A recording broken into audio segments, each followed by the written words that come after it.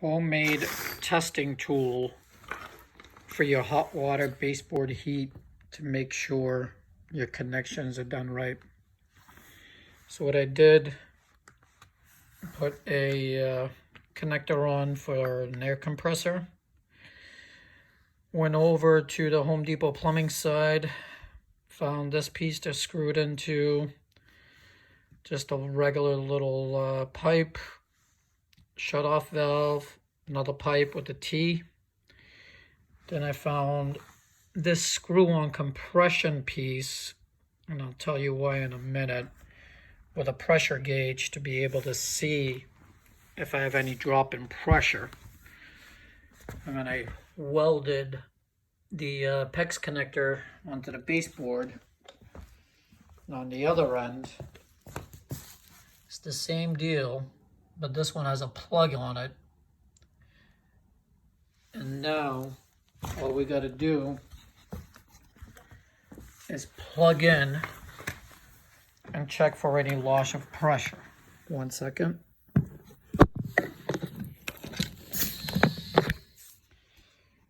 Okay, so as you can see on the dial, I got a little over 90 pounds.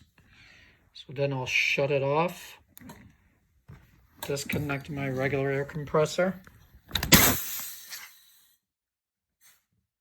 I lost it on that one, hold on. Okay, we're back up to 90. Shut it off, disconnect. Now I just watch the gauge to see if we have any drop.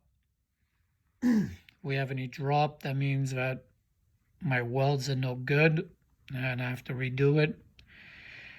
If there is no drop, that means the welds are good and you don't have to second guess it. Just a simple DIY little tool. And the reason I did the compression over here, I have that release. So what I end up doing is cutting the rings off, and every time I cut the rings off, she gets shorter and shorter, so this way I can release and just add another piece to it. This is for 3/4. You can always get the 1/2 inch as well if it's a different one. But as you can see, we got no loss in pressure, and our welds are good, so I know she's good to go. And just slowly release. And that's it. Simple little tool that'll save you.